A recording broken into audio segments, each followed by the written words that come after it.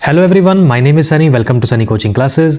तो this year के 2023 के नर्सिंग एंट्रेंसेस एग्ज़ाम्स जैसे कि PGI-MER, PPMET आने वाले हैं। गिनती के 5 से 6 महीने के इंटरवल में आपके नर्सिंग के सारे मेजर एंट्रेंस एग्ज़ाम्स होने वाले हैं। तो अगर आप 2023 में नर्सिंग में BSc नर्सिंग में एडमिशन लेना चाहते हैं और ये आपके पास 5 से 6 महीने का टाइम है, इस 5 से 6 महीने के टाइम में आपको तैयारी कैसे करनी चाहिए, तो इस वीडियो में मैं आपको वो डिटेल में समझाने वाला हूँ। स्टार्टिंग में कुछ कॉमन पॉइंट्स डिस्कस करूँगा जो दिस ईयर जिस भी बच्चे ने पेपर देना है, PPMET या PGI-MER या एनी नर्सिंग एंट्रेंस, वो सब बच्चों के लिए इक्वली एप्लीकेबल है। इस वीडियो के 3 सेक्शंस हैं। पहले में ये कॉमन पॉइंट्स हो जाएंगे। सेकंड में उन बच्चों को बताऊंगा जो दिस ईयर अभी +2 के बोर्ड एग्जाम्स देने वाले हैं, उनको तैयारी कैसे करनी चाहिए। और थर्ड लास्ट में बताऊंगा अगर आप ड्रॉप आउट्स हैं तो आपको अपनी प्रिपरेशन जो है वो कैसे रखनी चाहिए। वीडियो को एंड तक जरूर देखना। तो स्टार्ट करते हैं वीडियो। Let's start.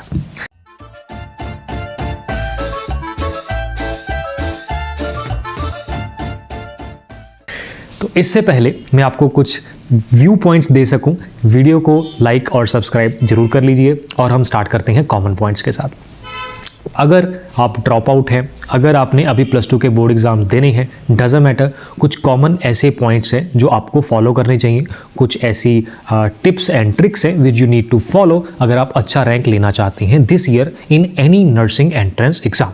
हम नर्सिंग एंट्रेंस की तैयारी पिछले 11 साल से करवा रहे हैं, तो बहुत सारे बच्चे टॉप रैंक्स ले चुके हैं। अलग अलग प्रेस्टिजियस कॉलेजेस में, यूनिवर्सिटीज़ में बच्चे पढ़ रहे हैं। तो उनसे उनकी इंटरव्यूज़ लेके, उनके साथ बातें करके हमें ये कॉमन पॉइंट्स मिले हैं जो आप भी अगर फॉलो करें तो आप भी उनके जैसे अच्छे रैंक, अच्छी परसेंटाइल, अच्छी एडमिशन, अच्छे कॉलेज में आराम से सिक्योर कर सकते हैं। तो सबसे पहले बच्चों का क्वेश्चन होता है कि इनमें से सबसे इजी सब्जेक्ट कौन सा है, क्योंकि इस एग्ज़ाम में काफ़ी सारे सब्जेक्ट्स आ जाते हैं, और थोड़ा सा मुश्किल कौन सा है। तो अब पिछले कुछ ट्रेंड्स से ऐसा देखने को हमें मिला है कि इंग्लिश और बायोलॉजी रिलेटिवली आसान रहते हैं। नर्सिंग एप्टीट्यूड के कई बार क्वेश्चंस आते हैं, कई बार नहीं, कई बार वो ट्रिकी भी हो सकते हैं, लेकिन इन जनरल इंग्लिश काफ़ी आसान रहती है। बायोलॉजी में कुछ चैप्टर्स रहते हैं जो थोड़े से टफ आ सकते हैं, बाकी रिलेटिवली ठीक है। फिजिक्स केमिस्ट्री थोड़ी सी टफ रहती है इन नर्सिंग एंट्रेंसेस। तो आपको तैयारी सारे सब्जेक्ट्स की करनी है ऑफकोर्स, लेकिन फिजिक्स केमिस्ट्री पे थोड़ा ज़्यादा टाइम देना चाहिए, थोड़ी ज़्यादा प्रैक्टिस करनी चाहिए, क्योंकि इनमें क्वेश्चंस थोड़े घुमा के पूछ लिए जाते हैं, थोड़े ट्रिकी क्वेश्चंस आ जाते हैं, तो इनकी प्रैक्टिस आपको ज़्यादा करने की ज़रूरत है। आई एम नॉट सेइंग कि आपको बाकियों की प्रैक्टिस ही नहीं करनी, इतने आसान भी नहीं है। प्रैक्टिस आपको सारे सब्जेक्ट्स की करनी है, लेकिन थोड़ा फोकस जो है वो आप यहाँ पर ज़्यादा रख सकते हैं। नेक्स्ट, अब तैयारी करनी कैसे चाहिए। आपको ना सिलेबस की डिवीजन कर लेनी चाहिए। कुछ 60-70% चैप्टर्स ऐसे रख लेने चाहिए जिनकी वेटेज ज़्यादा है, जो आपके एग्जाम में ज़्यादा क्वेश्चंस इनमें से आते हैं, और 30-40% वो चैप्टर्स होंगे जिनकी थोड़ी सी वेटेज कम है, जिनमें से क्वेश्चंस थोड़े से कम आते हैं। तो जिनकी वेटेज ज़्यादा है उनको अच्छे तरीके से पहले कर लेना चाहिए, और बाकी के टाइम इंटरवल में आपको वो 30-40% का सिलेबस जो है वो फोकस करना चाहिए। अब जब आप पढ़ते हो तो तैयारी इस तरीके से करनी चाहिए कि ये चैप्टर आज से दोबारा करने का टाइम नहीं मिलेगा। हमेशा यही माइंडसेट के साथ आपको चलना पड़ेगा। अब वीक में कम से कम एक दिन आपको वीकली टेस्ट भी रखना है खुद का। अगर आपने कोई, फॉर एग्जांपल हमने new half yearly courses start करे थे नर्सिंग एंट्रेंसेस के, जस्ट स्टार्ट ही करे हैं, जिसमें हम नर्सिंग एंट्रेंस की कंप्लीट तैयारी करवाने वाले हैं। तो उसमें भी हम वीकली टेस्ट ले रहे हैं। हम हर मंडे वीकली टेस्ट रखते हैं, पिछले हफ्ते जो भी करवाया जाता है उसका। हम संडे को इंग्लिश की क्लास लेते हैं, मंडे को टेस्ट लेते हैं, ट्यूसडे से लेके सैटरडे तक फिजिक्स केमिस्ट्री बायो तीनों सब्जेक्ट्स की डेली क्लास होती है, और फिर से संडे को इंग्लिश की क्लास होती है। तो हर मंडे को पिछले हफ्ते जितने भी चैप्टर्स जो भी कवर हो जाता है, हमने उसके टेस्ट शेड्यूल रखे हुए हैं। अगर आप सेल्फ स्टडी कर रहे हैं तब भी ये वीकली टेस्ट बहुत बहुत इंपॉर्टेंट है।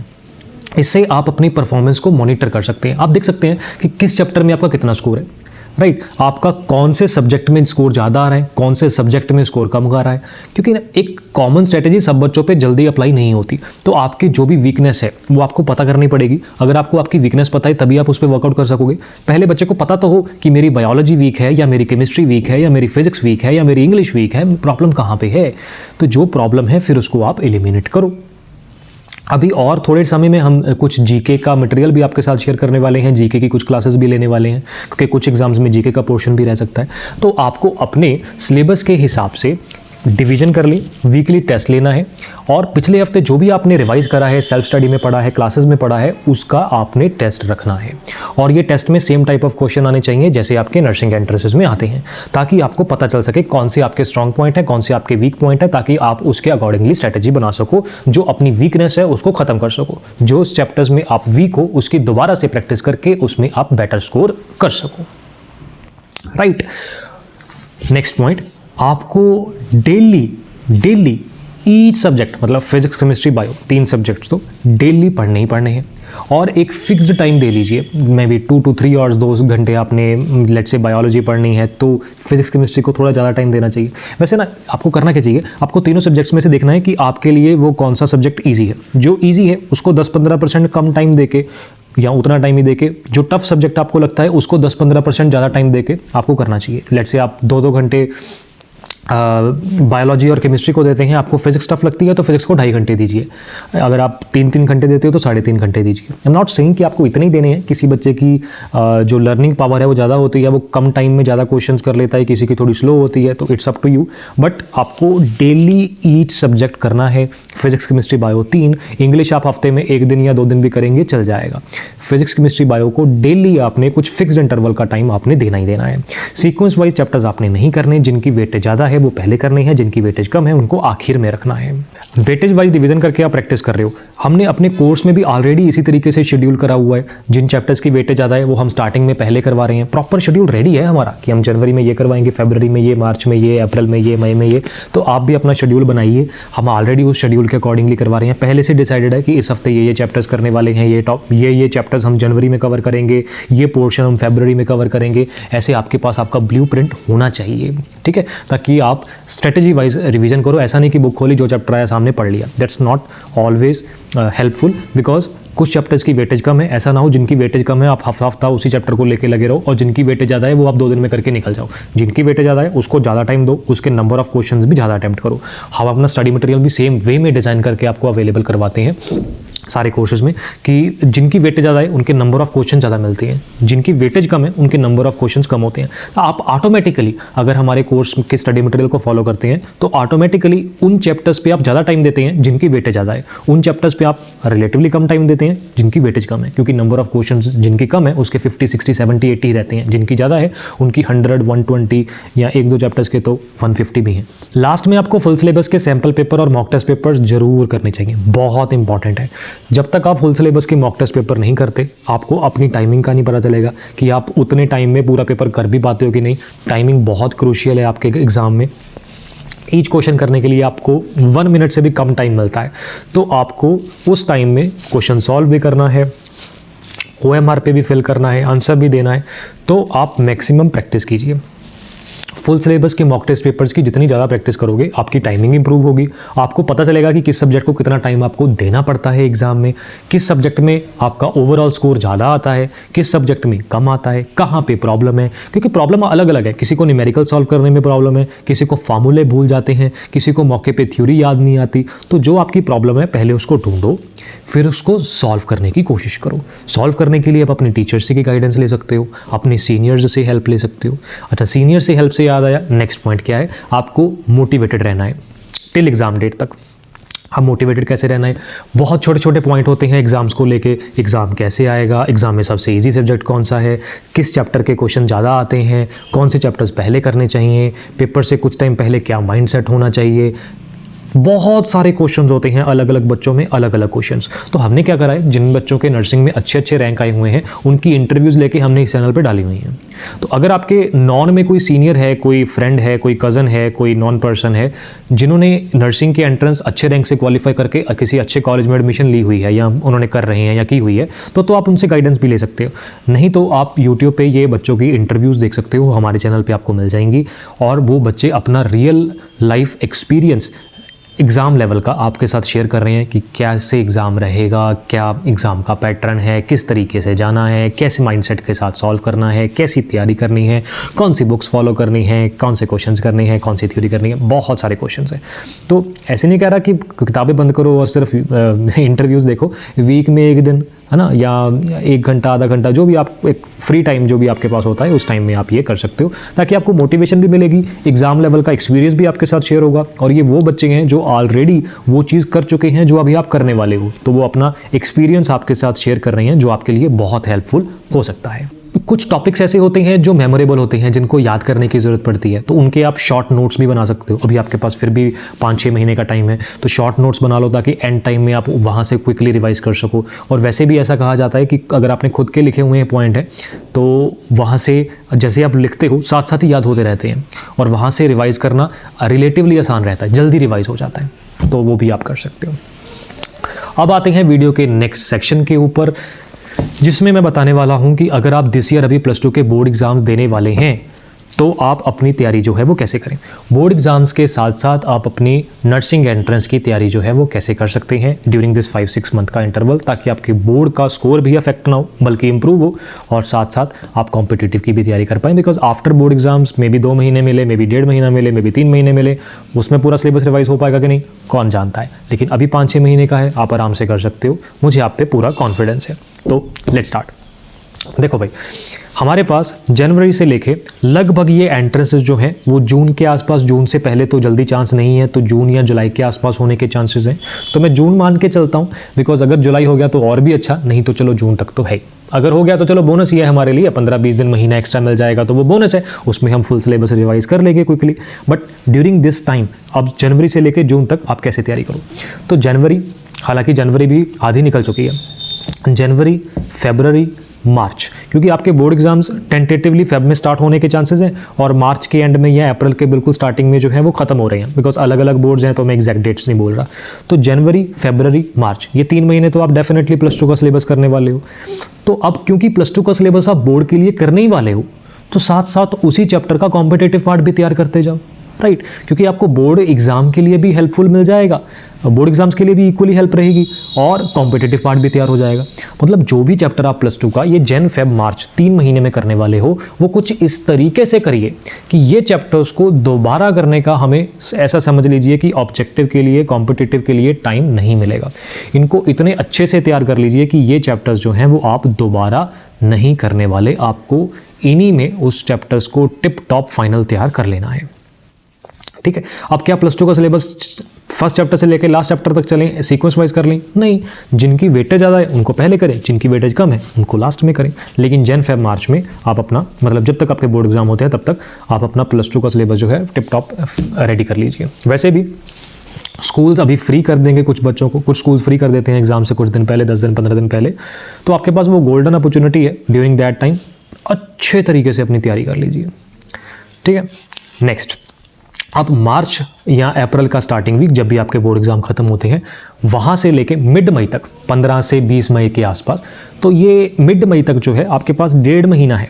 ड्यूरिंग दैट 1.5 मंथ आपको +1 का सिलेबस पूरा इन डेप्थ अच्छे से कॉम्पिटिटिव के लिए तैयार करना है। तो 1.5 महीने में आप अच्छे तरीके से +1 रिवाइज कर लेंगे। क्या 1.5 महीने में +1 रिवाइज हो सकती है? अरे भाई हाँ, हो सकती है। अगर आप अभी +2 पहले कर लोगे तो बड़े आराम से हो जाएगी। अगर +2 नहीं करोगे तो +2 भी साथ में करनी पड़ेगी, वो और भी टफ हो जाएगा काम। अभी तो आपके पास 1.5 महीने में सिर्फ +1 करनी है। अगर आप +2 अभी प्लानिंग से पहले तैयार कर लेते हो तो, राइट। तो अप्रैल स्टार्टिंग से लेके मिड मई तक आप अपना +1 का ऑब्जेक्टिव का पोर्शन अच्छे तरीके से, बिल्कुल अच्छे तरीके से टिप टॉप तैयार कर लीजिए।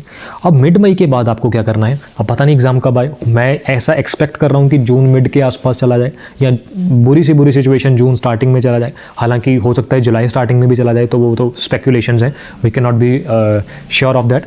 तो जून स्टार्टिंग में भी अगर चला जाए तो आपके पास लगभग 15 से 20 दिन तो मिनिमम है। तो उस 15-20 दिन में आपको फुल सिलेबस के मॉक टेस्ट पेपर्स की मैक्सिमम प्रैक्टिस करनी है। फुल सिलेबस के पेपर्स जितने ज़्यादा से ज़्यादा प्रैक्टिस कर सकते हो करो, ताकि आपको एग्जाम लेवल का एक्सपीरियंस मिले। और ये मॉक टेस्ट पेपर जैसे नहीं कि बोर्ड एग्जाम के मॉक टेस्ट पेपर उठा लिए जी, नीट के पेपर उठा लिए जी, आपको वो मॉक टेस्ट पेपर्स करने हैं जो स्पेशली डिज़ाइंड हों आपके एग्जाम के लिए। अगर आप PPMET देने वाले हैं तो PPMET के लिए, अगर आप PGI-MER देने वाले हैं तो PGI-MER के लिए, अगर आप GCET देने वाले हैं या आप एम्स नर्सिंग, जो भी आप एग्जाम देने वाले हैं उस एग्जाम के अकॉर्डिंगली डिज़ाइन हो। इवन नर्सिंग के एंट्रेंसेस में भी लेवल का डिफरेंस रहता है, PPMET और PGI-MER में भी थोड़ा सा डिफरेंस है। तो जो आप जिस एग्ज़ाम के लिए तैयारी कर रहे हो उस एग्ज़ाम के मॉक टेस्ट पेपर्स की आपको उस टाइम पे तैयारी जो है वो थोड़ी थोड़ी प्रैक्टिस करनी शुरू कर देनी है। थोड़ी थोड़ी क्या, ज़्यादा ही करनी है। अगर एग्ज़ाम लेट हो जाता है, जून मिड में नहीं होता, जुलाई स्टार्टिंग में जाता है, तो 15-20 दिन महीना हो सकता है आपको एक्स्ट्रा मिल जाए, तो ड्यूरिंग दैट टाइम आप +1-2 क्विकली रिवाइज कर सकते हैं। आई एम नॉट सेइंग कि आपको हमेशा टाइम मिलेगा ही मिलेगा, हो सकता है ना मिले, तो कोई चैप्टर पहले से ऐसा मत सोच के चलना कि मुझे वापस से टाइम मिलेगा, उस टाइम में मैं रिवाइज कर लूँगा।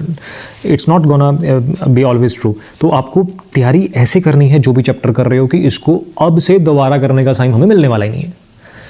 हमेशा हर चैप्टर को ऐसे तैयार करके चलना है आपने। अगर मिल गया तो बहुत अच्छी बात है, नहीं मिला तो हम कवर्ड हैं। ग्रेट, ठीक है। और हमने न्यू हाफ ईयरली कोर्स जो है वो स्टार्ट करा है नर्सिंग एंट्रेंस के लिए। वो हमने डिज़ाइन ही इस तरीके से करा है कि हम +2 के चैप्टर्स जो है वो आपके पहले करवाने वाले हैं। +2 के चैप्टर्स पहले करवाने का फ़ायदा ये होगा कि आप कॉम्पिटिटिव के लिए तो तैयारी कर ही रहे होंगे, साथ साथ में आपका बोर्ड एग्ज़ाम का स्कोर भी इंप्रूव होगा, क्योंकि हम बिल्कुल बेसिक लेवल से स्टार्ट करके एडवांस लेवल तक चल रहे हैं। तो बोर्ड एग्जाम्स में भी आपको हेल्पफुल मिलेगी और कॉम्पिटिटिव में तो मिलने वाली ही है। और जैसे आपके बोर्ड एग्जाम होने वाले हैं, इस हाफ ईयरली कोर्स में हम +1 का सिलेबस करवाने वाले हैं और इसके बाद फिर क्विक रिवीजन हो जाएगी। और अगर आप ऑनलाइन कोर्स ज्वाइन करते हैं तो वैसे भी एग्जाम तक हम तैयारी करवाने वाले हैं। जब तक एग्जाम नहीं होता तब तक आपका कोर्स चलता रहता है। तो ऐसे जो है वो आप प्लानिंग बना के तैयारी कर सकते हैं। अब चलते हैं वीडियो के लास्ट सेक्शन के ऊपर, जिसमें ड्रॉप आउट्स को तैयारी कैसे करनी है मैं वो बताता हूँ। तो अगर आपका ड्रॉप ईयर है, आपने +2 पिछले साल करी है 2022 में या 21 में, और अभी आप 2023 में नर्सिंग एंट्रेंस देने वाले हो, तो कैसे तैयारी आपको करनी चाहिए। तो देखो भाई, जनवरी, फरवरी, मार्च, मार्च, ये 3 महीने आपको वो चैप्टर्स को देने हैं जिनकी वेटेज ज़्यादा है। मैं एक्सप्लेन करता हूँ। फुल सिलेबस है, लेट्स से 100% सिलेबस है, इसको 2 सेक्शंस में डिवाइड कीजिए, 70% और 30%। 70% वो चैप्टर्स जिनकी वेटेज ज़्यादा है आपके एंट्रेंस एग्ज़ाम में।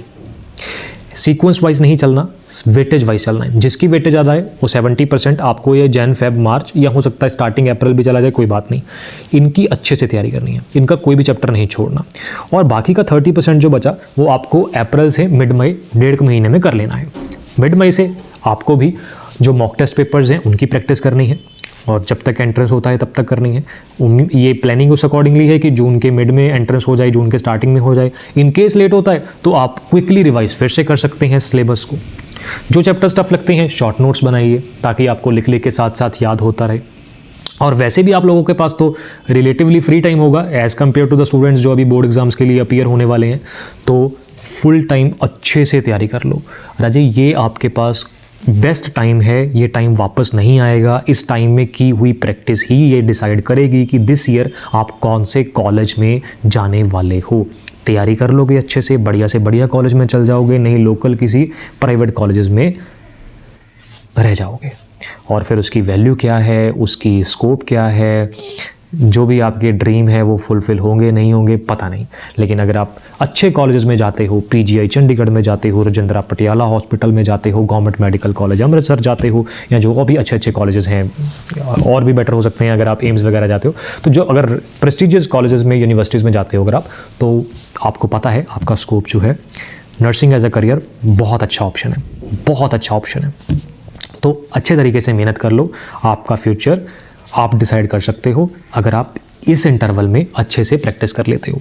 इट डजंट मैटर +1, 2 में आपने साथ साथ तैयारी की हुई है या नहीं की हुई, अगर इस टाइम को आप प्रॉपरली यूटिलाइज कर लेते हो, इफेक्टिवली यूटिलाइज कर लेते हो।